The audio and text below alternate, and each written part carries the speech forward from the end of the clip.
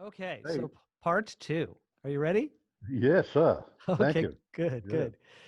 All right, so we in the at the end of the first recording, we were talking about how Billy was looking more for an organic sound as opposed to a hyper-produced sound, as opposed to because in the late '60s and early '70s, there were a lot of highly produced records. That was the way it was done, and the Right. singer-songwriter movement kind of pulled away from that to some extent. Yeah. And how the pulling away had established itself was all the wonderful British wave bands, the Beatles, the Stones, and that evolution of not not needing production people, doing it yourself. Yeah, yeah. Yeah. But not quite doing it yourself to the extent that the punk movement would hit later. This was you were still doing it in a studio with arrangers, but it wasn't. The artist had an identity. It wasn't just a product at that point. Right, exactly, exactly. There was, and the identity, as I said, was that another example of a very successful American band in the band scenario of doing it. To me, I got to feel very good about and very inspired by. Well, it was an American band who did it themselves called the Grateful Dead. Oh yeah, sure. Okay, so that's an example of doing it yourself because Yeah, very they much did so. it all. Yeah, they did it all and brought it to Warner Brothers, and Warner Brothers would, like with Billy and all the produced artists, um, they would want to go, well, we want to do it this way, and they would say, no, this is the way it is. You don't have to accept it, but this is the way it is. Right, because we know the product, and this is what Yeah, we're selling. yeah. Yeah. Did you play on all the tracks on Cold Spring Harbor? Yes, I did. Well, no, I'm sorry. Yes, I did in when Artie took over the reins. One of the demos he kept. It was a track, Why Judy Why. Oh yeah, yeah. No, no, sorry. No, no, no. That also was New York session players, but there was another song called "You Look So Good to Me," Right. and that was a rhythm section with a wonderful drummer by the name of Denny Sywell, Oh yeah. and Artie kept that on the Oh, okay, so you played album. on everything except Why Judy Why and You Look So Yeah, and Good to Me. right. Great. And then, of course, Nocturne is a beautiful solo piece. And by the way, when I moved back to New York to join Billy, one night there was an FM station in Manhattan there, and come midnight, their sign off, they used Nocturne. Oh, is that right? Yeah, as a sign off, which was really neat. I mean, I know I'm prejudiced, in with my lovely wife, we renewed our vows at our 25th wedding anniversary, Oh, nice. and I asked Billy if we could use Nocturne, and he said sure, yeah, because I said you still like the song because we really want to use it in one of the songs in our Without the renewed words, though. You vows. didn't use the words that he'd written. No, no, no. It Because was there is a version with words. yes, there is. Yeah, and I didn't know that until later on here, but Right. uh, yeah. So, but it's such a pretty, well, it's typical Billy's talent. It's Yeah. beautiful and pretty and sensitive and really well done. Yes, absolutely. Yeah. You play on Cold Spring Harbor. What was the gap between when you played on Cold Spring Harbor and when you got the call, hey, want to come join me? The gap was pretty quick. Um, Billy went back to New York after all the tracks were done and left it to Artie to, do all the other things leading up to mixing and mastering and Jimmy Haskell's sweetening of the certain tracks that he chose to sweeten. Um, and I think so. I think Artie would send Billy demos and representations of the tracks as they progressed, but I'm not sure. What I am sure of is that when Billy got the acetate of the final mix. Um, he um, he and the roadie and his longtime friend Bob Romaine played it. Um, I wasn't there, so I asked Bob about this, and Billy looked at Bob and went, went, this is, this is this, and this is not good. And he actually did open the door and throw it out the door. Oh, wow. So the anecdotal Mm, story of him throwing the record down the street like a mm. frisbee is true. Yeah, yeah, it is. Yeah, Wow.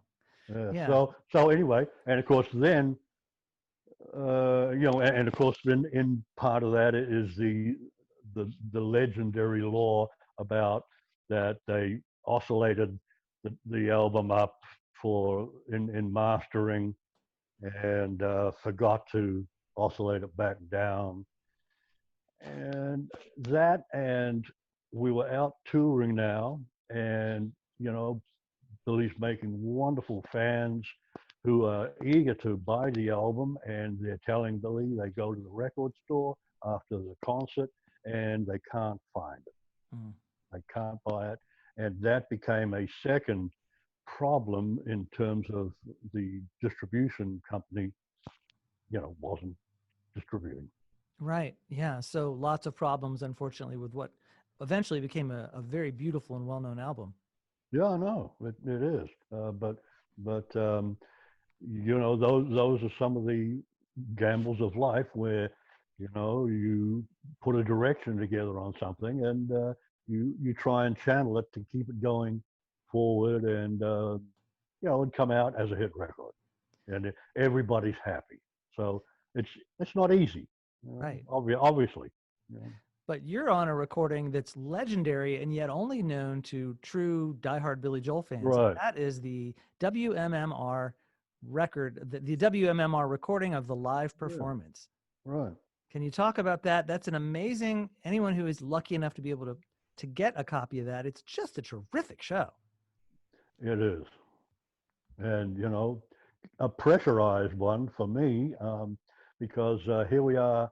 I think it was the first time I'd ever done this, and that is, from a full-on studio in Philadelphia, live to radio at a certain point, and so there's that pressure. This is spontaneous, but it's also going out to the public.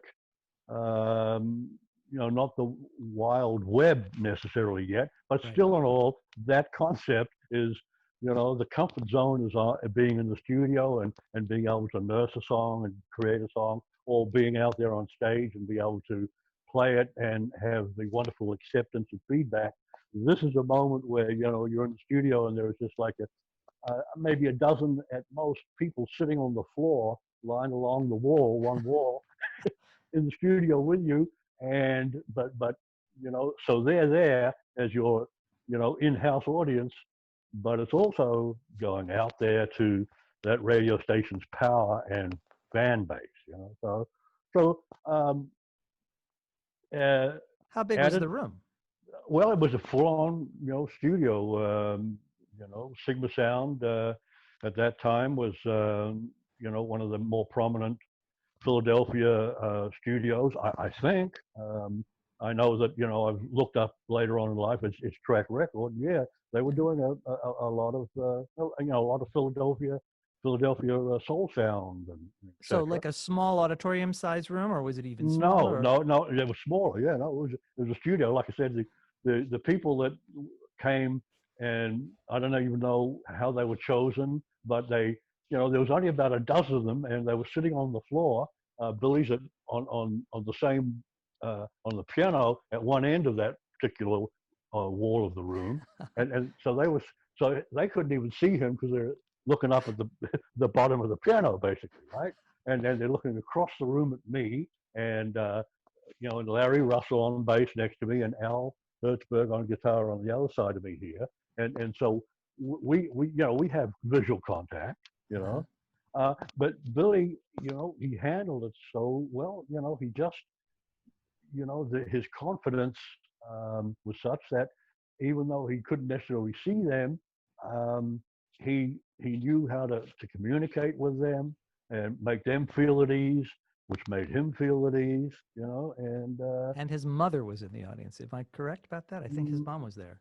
no, No, wasn't? no, that was an occasion at our first concert at the Troubadour here in L.A. Oh. Yeah, I seem and to remember hearing on the recording that he right. said his mother was there. Oh, no, No, he wrote the song about his mother. about Like you his said. mother. Yes, That's what it was. yeah, and I'm misquoted there too because no, she wasn't at the Troubadour. What happened at the Troubadour was he started playing Rosalinda, Yeah. This is a song and that is not on any album. So this is not right, Rosalinda's Eyes. This is a beautiful song called Rosalinda right, about his right, mom that you have to yeah, dig to find. yes. And so what happened was um, he started the song, and everybody was quiet, understandably, you know, because it's very Troubadour's very intimate, you know. The stage is you know the club is small, and so it's an intimate well like Sigma Sound recording, you know, Right. with those 12 folks. Um, this is this is Billy's first West Coast appearance, and so he starts the song, and some fella down front uh, at stage front there, probably with his girlfriend, and she probably was now a brand new fan of Billy, and he may not have been. So Especially if she was.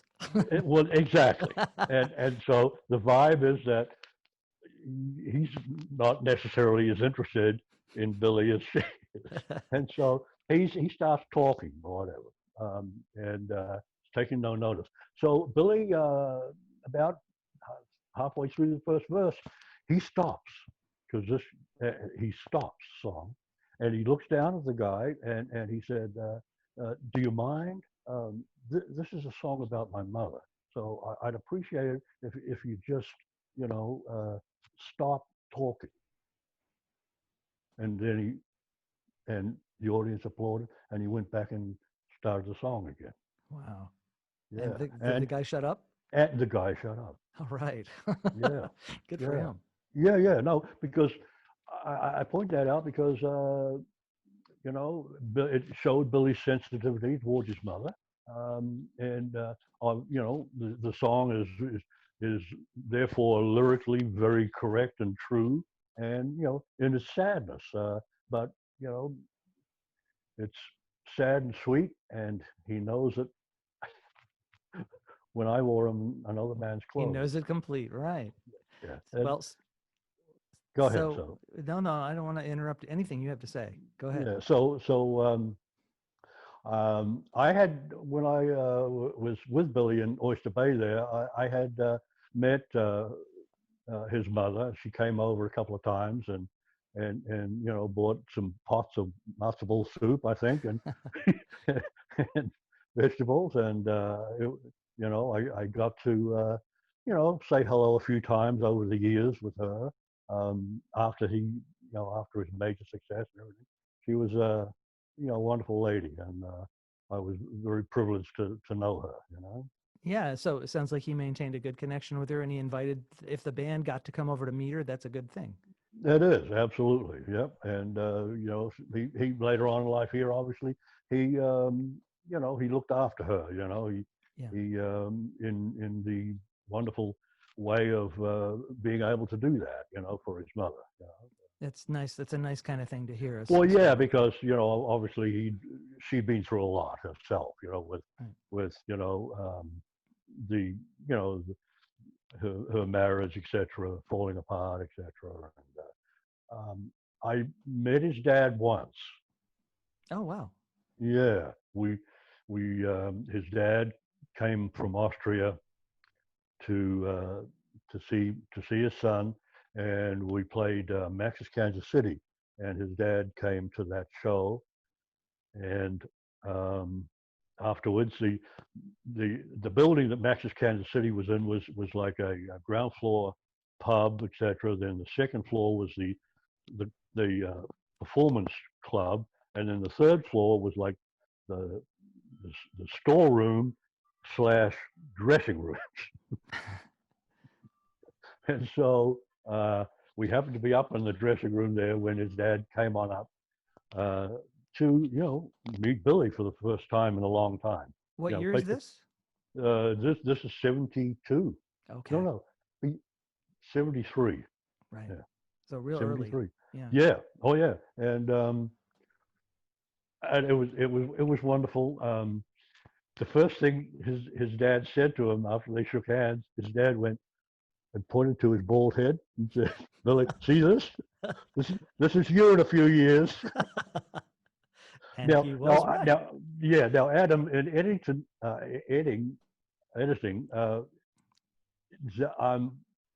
I'm being light about this. I hope that's not offensive. Not to me. No, no, okay, because it was a fun thing, and it It's was a great part of story. it's part of Billy's and his dad's sense of humor. Y- Yes, yes. No, I mean, hey, I've heard the story about him meeting his dad, but I've never talked to Yeah, anybody that was there, and it's yeah. wonderful to get that little detail. I don't know that Okay, detail's good, been. good. I don't think Yeah, anybody's ever pointed that out right. before. It's a great Yeah, piece. because yeah. It was just once again a timed moment when you know I've I loved it, because it was really funny. I mean, I laughed as well, and Billy laughed too. Yeah, Let, later on in time here, we were at the Anaheim Honda Center. Billy graciously let Mara and I come over and and hang and see the concert and hang with Billy, etc. And so during the hang in the dressing rooms, uh, the wonderful Jeff Schock, who was Billy's archivist, and I'm sorry to see that he's resting easy, but it was a sad thing for that to happen. Wanted some photos and of Billy and I, and I just I guess I couldn't help it because I uh, knew Billy so well, and I knew about his hair, so and it was very precious to him. yeah, right. And so I'd gone through 4.5 years of the evolution of Billy and his hair, and so now he's looking really good because it's basically shaved. I think the size might be dust cut, but basically he's bald. Okay, Uh-huh. and so yeah, so at a moment there, I my hair was down here, and I just kind of rubbed his head like his dad did, and said, "Would you like to borrow some of mine?" And he said, he looked at me and smiled and said, "Fuck you." He hasn't lost his sense of humor at all. See, not at all. No, no, no. He's got it. He's great. That's why he's where he is, Adam. He's all the all the elements are all strong, and Yeah. that's why he's where he is. Yeah, yeah. So I Yeah. mean, the humor is in there. And Yep. if you Yep. listen to some And of the and live recordings, you yep. can hear him. He likes to. He enjoyed. I think he did it more when he was younger, but a lot of impersonations. Yep. Gabby Hayes and Joe Cocker and Yep. Yep. all And sorts of stuff. The John Wayne John Wayne. blues. Yep. Yeah. Yep. And you know what that part of that was about? Um, when we first went on tour, um, Billy was contracted to do 35 minutes as the opening act. That's what you got. So the wonderful thing was to see if we could achieve the Beach Boys audience giving us an encore in 35 minutes. Is this in Atlanta that you were talking about? But he was more established in Atlanta. Yeah. Yeah. I'm talking in the very beginning. Oh, okay. Okay. Yeah. And so so the idea was because the process was the opening act, nobody knew. So the idea was to try and get through to Jay Giles' audience, the Beach Boys audience, That's a Yes's dangerous audience. game. Well, Dangerous game to play. it's a tough game. Right. It's a tough game, especially with Billy and his sensitivity. But what he was also tough with in his sensitivities was um, he he knew he had no problem in talking to the audience, no matter who. If it was an audience that there just was no way that he was a musical match for, like Jay Giles or Robin Trower. And, this was a mismatch. And, so, well, what are we going to do, And what we all would follow Billy's lead was, yeah, we're going to take this on and we're going to get some of, those Robin Trower fans. We're going to see if we can get some. And so we By would quite talking often, to them. yeah, but the communication. Yeah. And that's exactly what's on the MMR Sigma Sound, re-release. It's Billy. There was technical difficulty going on, so Billy, he embraced it, went with it, and continued to go. Hey, how you doing? Is that patched in yet? And there's even a recording from Memphis whereby there was some technical difficulties, and Billy came up spontaneously with a song called Technical Difficult, that's how I'd say, Blues. Yeah. And he mimicked a blues singer. And we all chimed in and he made a song out of it. That is also very instructive to folks today. That's still Exactly. something if you're trying to win an audience, you don't necessarily have to impress them to death. You can connect with them. And he used his Exactly. sense of humor. That's great. Yes, he became a master of that. When we did the last encore at Mari Soul, it was the Ladder by Joe Cocker, and so Billy started out on piano, and then he came up to the front microphone, and and started. And what happened was, the audience started to surge to the stage, Adam, and the reason apparently was they thought it was Joe Cocker. Now, hold on. I want people to know what we're talking about. This is the Mari legendary Soul. Mari Soul Festival in Cuba. Yeah. It's No, probably, no, Puerto Rico. oh, it's Puerto Rico. I apologize. Yeah. One of perhaps the greatest unrecorded concerts in the history of the world. Yep. Right? There is no recording of this concert, and yet Yeah. No, there is. There is. there is. Yep. You're kidding. Well, I have a tape. Oh, wow. That's amazing because there's no Yeah. official recording of it. They, I don't know where the struggle came, but I do know that it was a struggle with Artie. Um, why I contradict myself there is, obviously I'm not in the nuts and bolts of the negotiations of using some of that recording. Right. I just know that Artie, if it didn't get to that point of actually being included on the festival album, Artie would have had something to do with it, Got not it. being there. But I do have a tape of it. That's extraordinary. Well, Yeah. even so, it's like I said, a legendary concert and Yeah. 50,000 people in attendance. Right. And can you tell us about that amazing, Yes, strange concert? it was. It was the most euphoric and the most frightening experience. Uh, the highs and the scariness were kind of equal in their intensity. And so what happened was the anticipation of doing our first festival was incredible. We played the night before we flew there in Miami. We opened for the Beach Boys at the convention center in Miami, and then the next morning we flew to Puerto Rico, and the excitement and anticipation of a 3-day festival, and we were part of 32 acts, Right. and all the trimmings of a Woodstock, right? Yeah. So the euphoria came where we were getting ready to go on, and we were slotted for 6 p.m. on the second day of the 3 days. And so that slot was a really nice luck moment for Billy because it was a sweet spot to be in the basically on the schedule, the very center of the whole 3 days.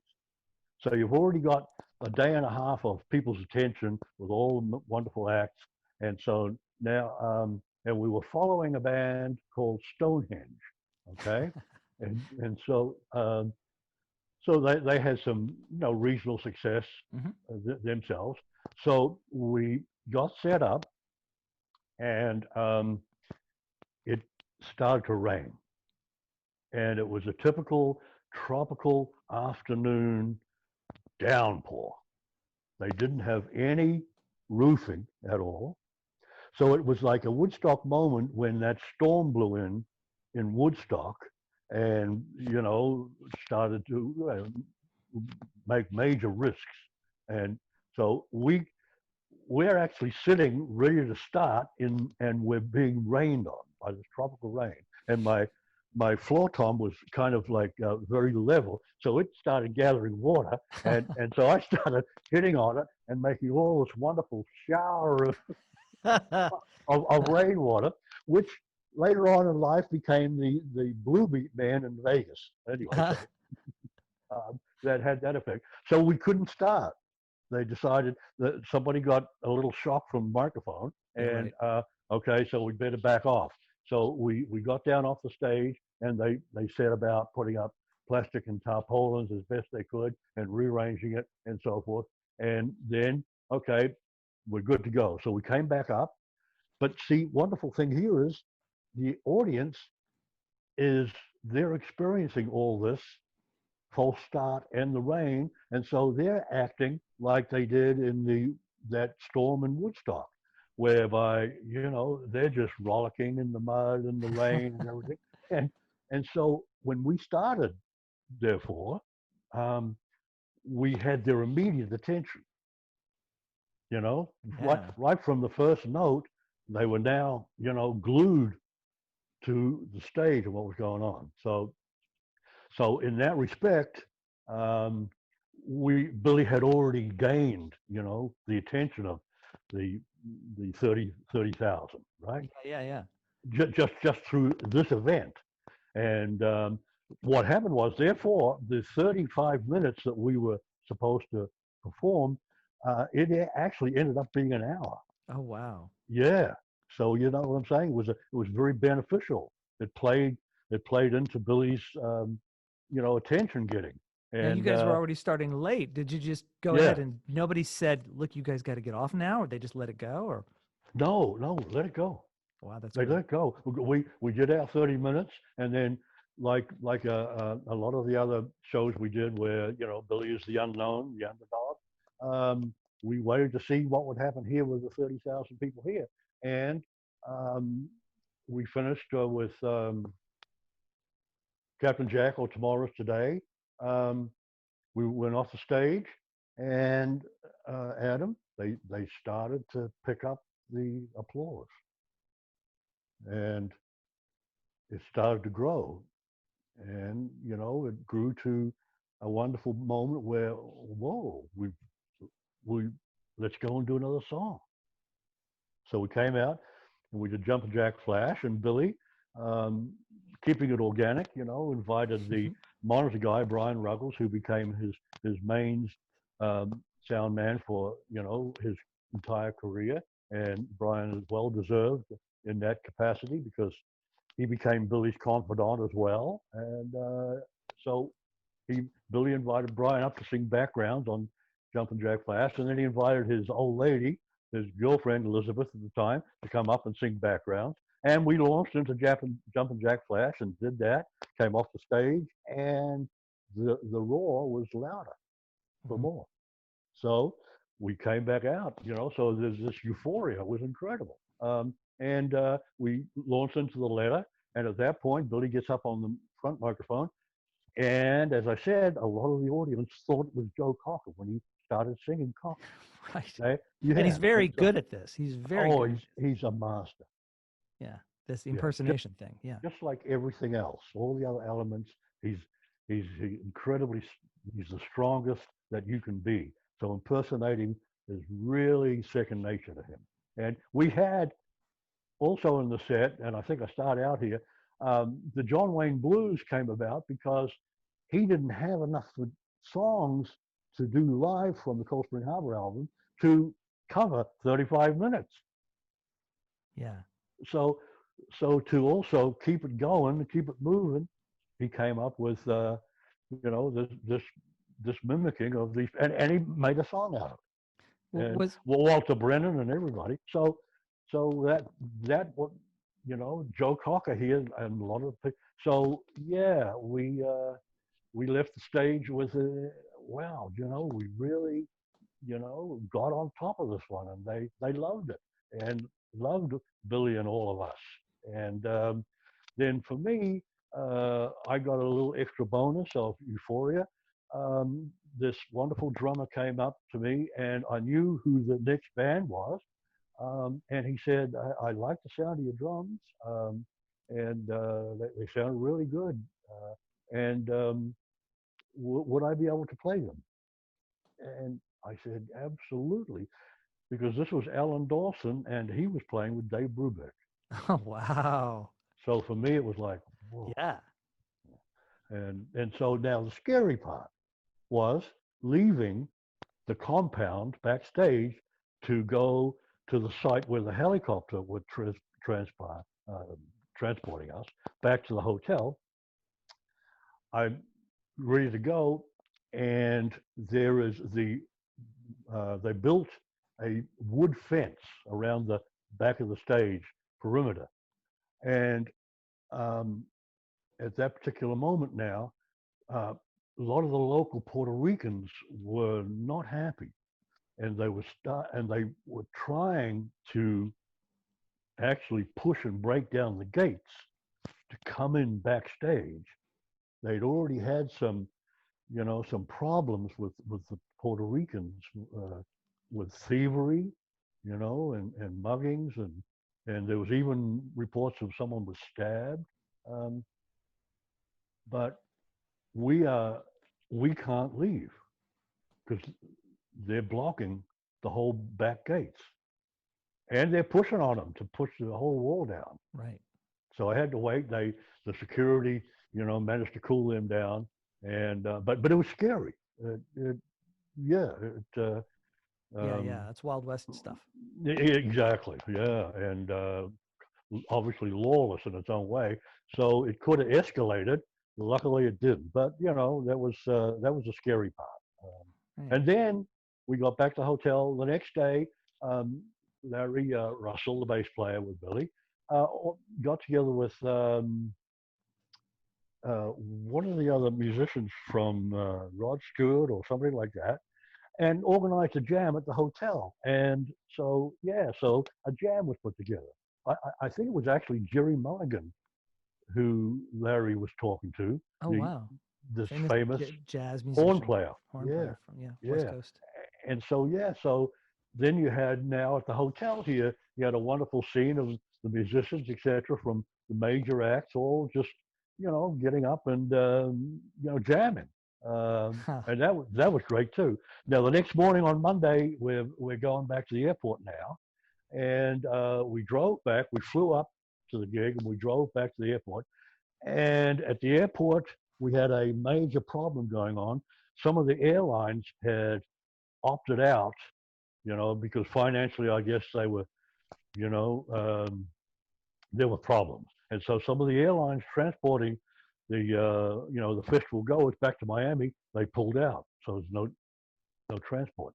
So the airport is full of us artists and musicians and a lot of the audience who are expecting a flight back to Miami, and it's not there. And so there was a whole mayhem going on at the airport now.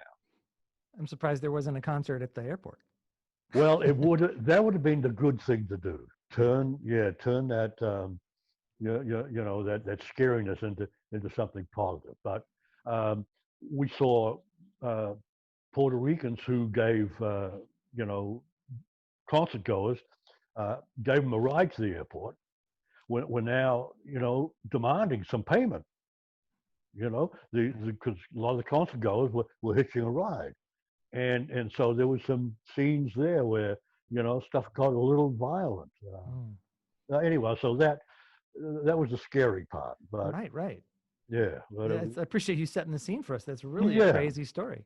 yeah, it is. But you know, overall, the euphoria was an amazing peak of of just glory, just happiness. Was this just, and you were playing so much, I'm sure at the time, was this just another great concert, or was it a watershed concert, do you think? Well, it was the only festival we ever did, Hmm. and so it was a one-off from that point of view. But it was important for Billy because it gave him a chance to, be on the schedule with major acts to their fans and audiences, and get a foothold for himself, and he did. He got written up as out of the 32 acts, he got written up as one of the amazing, successful, non-known acts. Yeah. They talked about seven acts who were unknown, who really came across. Had Piano Man come out yet at that point? No, it was all called Spring Harbor, Right, right. And 1972. but you were doing Captain Jack, so you were doing a couple Yeah, tunes that would eventually yeah, land on Piano Man. yeah, yeah. Yeah. Did And you work out any, were there any other preview tunes that you did on the way to making that album? um, no, because the Captain Jack story is a pretty good one because MMR came about because it was from MMR that Captain Jack performance that That's the the one that was on the MMR, radio. Yeah. yeah, They played it a lot. MMR, right, and they made the program guy or the disc jockey uh, made a tape of it, just secretly made a tape of the performance and put it in his show. And he started getting requests for it, and it built and built and built. That they finally, the program manager accepted it because I think they may have said, no, don't, take it out because it was an unknown act, etc. But he saw the action and reaction it was getting, and allowed him to leave it in his program. So therefore, it got into the rotation, and Philadelphia, and as far as MMR could reach, um, they were all clamoring for it. Play it again, and so that helped with the Columbia Records deal because, as I said, we'd already been playing Captain Jack for a good year at that point, but it wasn't on record. Right. And from that point, it still was another almost 18 months before it actually ended up on Piano Man. Well, I want to talk about Piano Man, but first you Yeah, teased me a little bit talking about Atlanta. Show is launched from Atlanta, and you mentioned you guys opened for the Beach Boys here in Atlanta. Was that still yeah. before Piano Man? No, during Piano Man. Oh, during Piano Man. Okay, well, we'll get to Yeah, that then. We'll get to that. yeah, because here's why. The boy, especially Carl Wilson, um, loved, came down and listened the first time we opened for them. And he just loved what Billy was doing.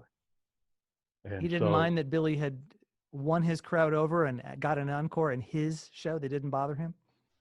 not at all, because for for for um, for Carl, uh, he became such an enthusiast for Billy's talent that he knew, they'd had years of opening acts and so forth, but he knew that this guy Billy Joel was going to be what he became because of the size of his talent at that moment. And so Carl, gained an instant respect. And later on in life, I purposely got together with Carl to thank him because he also was one of.